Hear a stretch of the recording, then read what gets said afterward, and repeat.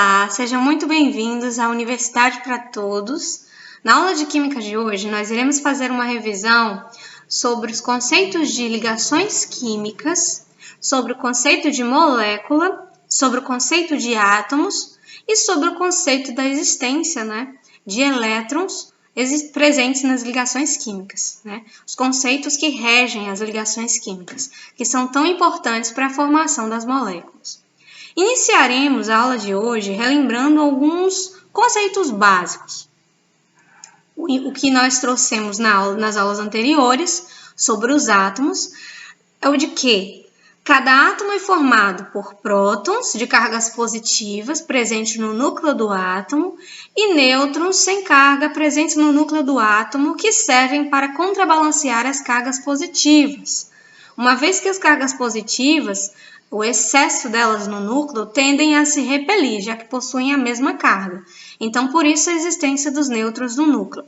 Os elétrons eles se encontram na eletrosfera e existe uma quantidade máxima de elétron para cada uma dessas camadas. No caso da primeira camada mais próxima do núcleo, que nós chamamos de camada 1s, cujo orbital molecular tem o formato esférico, o formato do subnível S, permite que apenas 2 elétrons possam orbitar. Isso faz com que, no caso deste átomo, nós tenhamos 2 prótons, 2 nêutrons e 2 elétrons, compondo o elemento químico chamado hélio.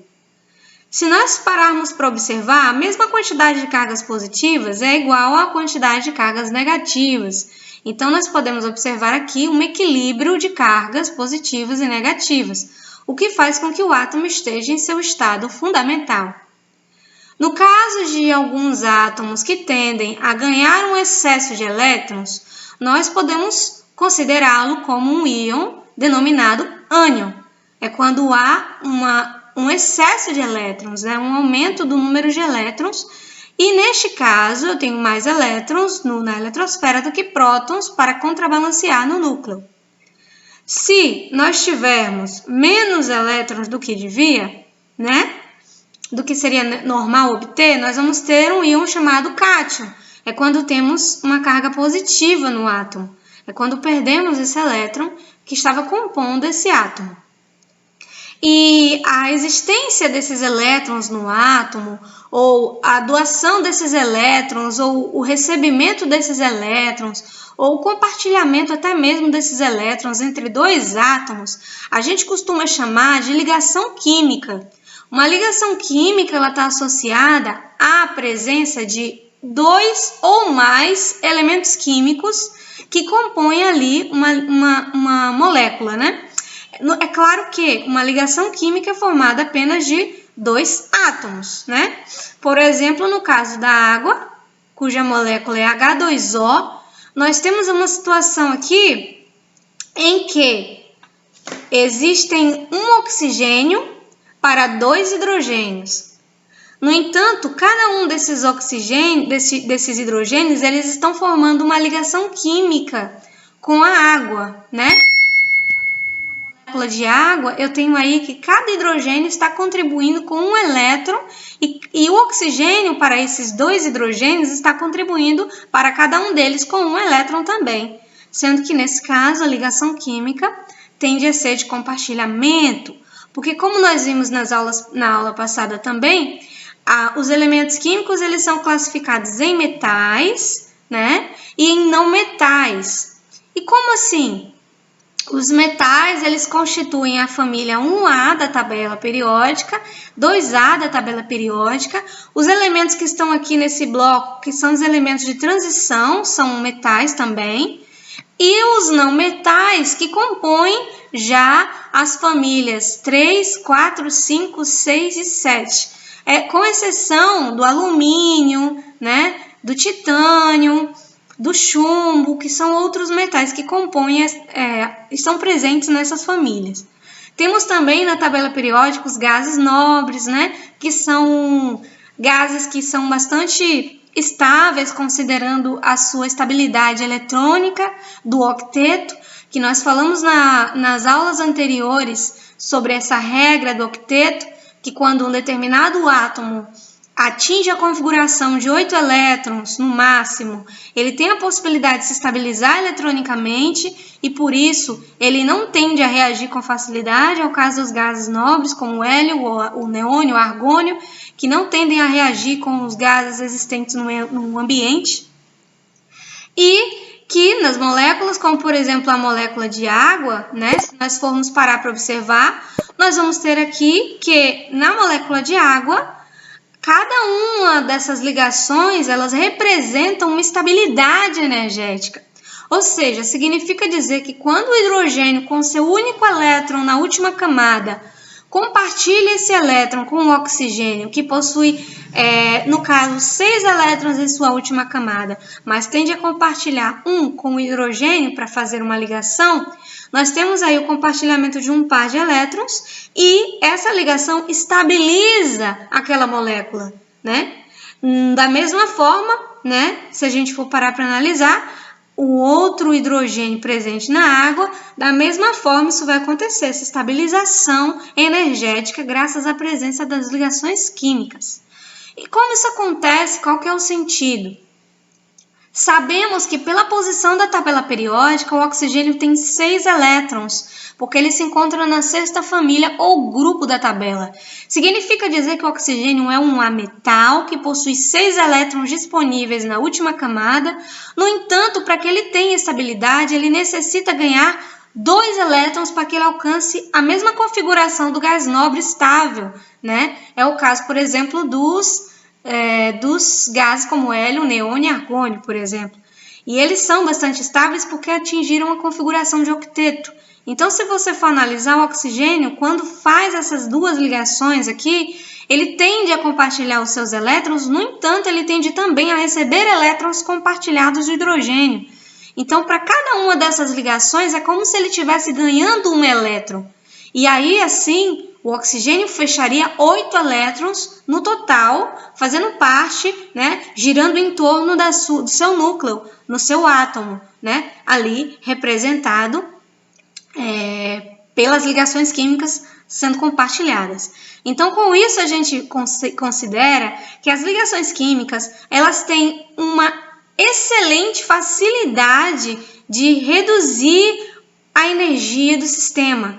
Observem que aqui, gente, são 2 átomos de oxigênio, né? Vamos considerar aqui. Cada átomo de oxigênio, ele tem 6 elétrons na última camada, porque se vocês não sabem, o oxigênio faz parte da sexta família. São os elétrons da última camada que fazem ligações químicas, né? No entanto, sabemos que o oxigênio, para alcançar a sua estabilidade, necessita de 2 elétrons. Como se trata do gás oxigênio, ou seja, O2, nós temos aqui um átomo de oxigênio, 2 átomos de oxigênio. Então, neste caso, para que haja um compartilhamento de 2 elétrons, né, para cada uma dessas ligações, que no caso vai acontecer aqui entre esses 2 oxigênios, uma dupla ligação, né, para o compartilhamento de 2 pares de elétrons, eu vou ter que, à medida que esses átomos se aproximam para que essa ligação ela exista, ocorre um abaixamento do potencial energético. Observem que essa bolinha ela está representando a distância entre os átomos, o que significa dizer que os átomos separados eles possuem mais energia do que quando eles estão juntos, né, próximos, a ponto de que a ligação seja formada entre eles. Então, quando ocorre aqui um abaixamento de energia? Quando esses átomos, né, eles tendem a formar ligações químicas.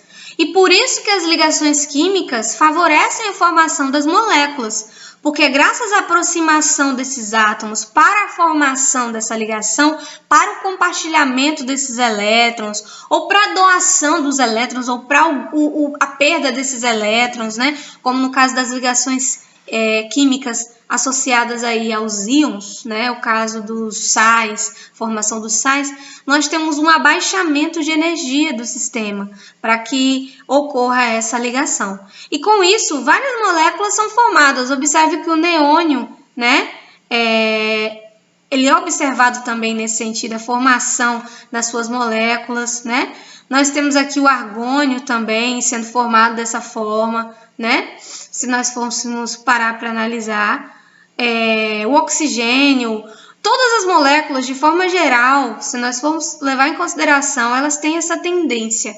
A tendência de se estabilizar quando os seus átomos tendem a se aproximar, né? Quando os átomos se aproximam, há uma diminuição de energia. Claro que até certo ponto. Existe uma distância, né? Uma distância necessária para que essa ligação seja feita e para que a partir dali, se eu continuar aproximando esses átomos, eu vou ter um aumento enorme de energia. Então, existe uma distância ainda assim entre os átomos, tá? Para que haja uma estabilização energética, tá bom? Essa distância, geralmente, a gente costuma associar a distância de ligação, né? Ou comprimento de ligação. Então, existe um comprimento de ligação para cada átomo? Sim. Perdão, para cada molécula? Sim. Existem ligações em que permitem que os átomos estejam mais próximos e existem ligações que permitem que os átomos estejam mais afastados. Quando eu tenho ligações em que os átomos estão mais próximos uns dos outros? Quando eu tenho, por exemplo, uma ligação dupla entre oxigênio, né? Então, se eu tiver, por exemplo, 2 átomos de oxigênio, né, formando aqui uma ligação química, o que eu vou ter? Eu vou ter uma dupla ligação entre esses átomos. Então, é possível dizer que nessa dupla ligação, esses átomos estejam mais próximos, por exemplo, entre si, do que da molécula de água, se você for parar para analisar. Na molécula de água, o hidrogênio e o oxigênio, apesar de eles terem raios atômicos de tamanhos diferentes, né, serem átomos de tamanhos diferentes, nós devemos considerar não somente isso, mas principalmente o fato de que a ligação entre hidrogênio e oxigênio é simples, é uma ligação só, né? Existe um par de elétrons apenas sendo compartilhado entre oxigênio e hidrogênio, no caso da água. Então, nessa ligação, o comprimento é maior do que na ligação com o oxigênio, entre os oxigênios, porque se trata de uma ligação dupla. Quando eu tenho uma ligação dupla, eu tenho uma proximidade maior entre os átomos. Então, nós temos aí uma situação diferente, né? No caso de você considerar, por exemplo, vamos observar. Quando eu tenho o carbono, por exemplo, o carbono ele vai formar gás carbônico, né? Considerando a molécula de gás carbônico. Vamos fazer a molécula de gás carbônico. Nós vamos ter um oxigênio, outro oxigênio, é o CO2 que vocês conhecem. Então, quando a gente faz essa molécula de gás carbônico, né, a gente vai observar que existem 2 duplas ligações. Uma ligando um carbono ao oxigênio de uma extremidade e outra ligando o carbono de oxigênio e o oxigênio da outra extremidade. Nós temos aqui comprimentos de ligações muito próximos de um lado e do outro da molécula, o que faz com que, por exemplo, né, dependendo do tamanho do átomo também, devemos considerar isso, se é o mesmo átomo, se não for, qual o tamanho do raio atômico, mas se nós formos considerar, o comprimento de ligação ele varia, mas não muito, né, no caso da molécula de O2, porque aqui nós temos também uma dupla ligação. Então, isso modifica completamente.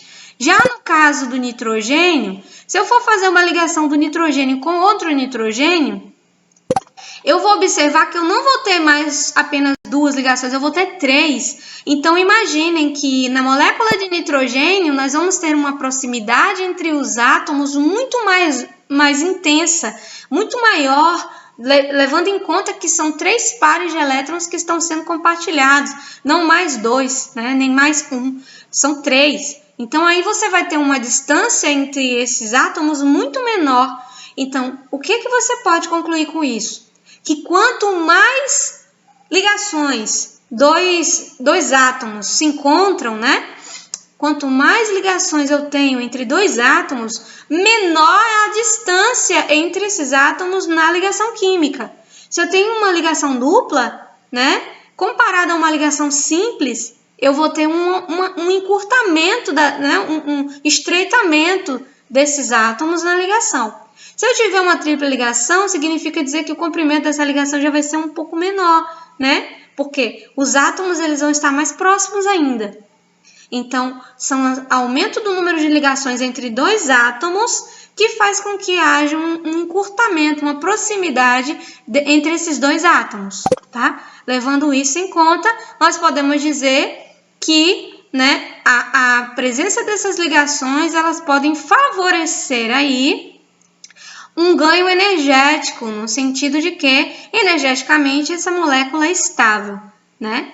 E se você tender a aproximar mais ainda esses átomos sem necessidade, vai ocorrer um aumento de energia que não tem necessidade, porque eles já estão próximos o suficiente, tá bom? Então, quando a gente fala de ligações químicas, a gente envolve os conteúdos que tratam, né, do que é um átomo, de quantos elétrons esse átomo tem para que possa ser compartilhado, se esse elemento químico ele tem a tendência de ganhar elétrons, ele tem a tendência de perder elétrons. Se se trata de um ametal, significa dizer que ametais, como oxigênio, nitrogênio, carbono, flúor, têm tendência a compartilhar elétrons, porque tem uma facilidade muito grande de ganhar elétrons, né, devido ao seu raio atômico pequenininho, se comparado com os metais, que são grande parte das famílias da tabela periódica, que tem uma propriedade muito maior de ceder elétrons, né? Por conta do seu raio atômico ser grande e o núcleo estar distante o suficiente dos elétrons da última camada. Então, é mais fácil que esses elétrons da última camada sejam facilmente removidos, já que a distância em relação às cargas positivas do núcleo é um pouco, né, considerável. Isso vai definir que tipo de ligação vai ser feita entre esses átomos. Se eu tenho dois átomos de mesma natureza, né, de mesma característica, como por exemplo os ametais, se eu pego um oxigênio e associo esse oxigênio com um carbono, que é um outro ametal, eu vou ter uma possibilidade de ligação covalente, uma ligação de compartilhamento, porque ambos tendem a ganhar elétrons. Então, para que nenhum ganhe e outro perca, nós temos aí um compartilhamento, ambos vão sair ganhando. Já se eu associar um metal a um não metal, eu vou ter aí uma diferença muito grande, né? Eu já vou ter uma discrepância nas características. Eu tenho que o metal tem a tendência de ceder elétrons porque o seu raio atômico é maior. Então, é mais fácil ele perder esse elétron. É mais fácil ele ceder esse elétron para um não metal. Que é o caso, por exemplo, de associar uma ligação química entre o sódio, que é um metal, que faz parte da primeira família da tabela periódica, que tende a ceder o seu último elétron da última camada, com relação ao cloro, por exemplo, né, que é um ametal. O cloro ele é um halogênio que tem 7 elétrons e que, porventura, necessita de um elétron para completar sua estabilidade eletrônica de octeto, né, de acordo com a regra. E com isso, nós temos uma característica diferente entre sódio e cloro. Por isso, o tipo de ligação já vai ser de natureza eletrostática. Eu vou ter que o sódio tende a ficar com a deficiência de elétrons e que o cloro tende a ficar com uma abundância de elétrons. Por isso, cargas positivas e negativas. Positivas no sódio, formando um cátion de sódio, e negativas no caso do cloro, né? No entanto, como que essa ligação ela acontece? Através da atração eletrostática. O sódio ele tende a ficar deficiente e o cloro tende a ficar abundante em elétrons. E com isso ocorre uma atração eletrostática entre cargas negativas e positivas existentes nesses dois átomos, né? No caso do sódio positivo, cátion de sódio, e no caso de cloro negativo, né? É claro que nós estamos considerando aí a natureza eletrostática como um critério da ligação química iônica, que é o que nós costumamos chamar. Para a aula de hoje é isso, eu trago para vocês todas essas informações. Espero que vocês tenham compreendido. Se surgirem alguma dúvida, revisem novamente essa aula, tá? Tomem muito cuidado com conceitos de ligações químicas, principalmente conceitos energéticos. Lembre-se que ligações químicas envolvem energia entre os átomos, principalmente que a quantidade de elétrons que estão sendo compartilhados ou doados, né? Elas são equivalentes à capacidade desse átomo, dessa ligação, ela tem de ser iônica ou covalente. E que ligações iônicas e covalentes tendem à estabilidade de igual forma, tá bom? Em termos energéticos, as ligações químicas existem, as moléculas existem, justamente porque é energeticamente favorável, né? A natureza, ela classifica a existência de alguns elementos, de algumas moléculas, justamente pela estabilidade energética. Então, se algo existe, é porque é energeticamente estável para existir. É o caso das moléculas de água, é o caso do gás nitrogênio, que é um dos gases mais abundantes da crosta terrestre. Por quê? Porque a ligação entre nitrogênio e um outro átomo de nitrogênio, favorecendo a formação do N2, que nós conhecemos como gás nitrogênio, é estável em termos de ligação química covalente. Então, tudo que existe ao seu redor tem, obviamente, uma tendência a estar estável, uma vez que existe, né? E quanto mais abundante, mais estável, na grande maioria das vezes, no caso das moléculas, né? É importante que você leve isso em consideração no estudo de ligações químicas. Um forte abraço, espero você até a próxima!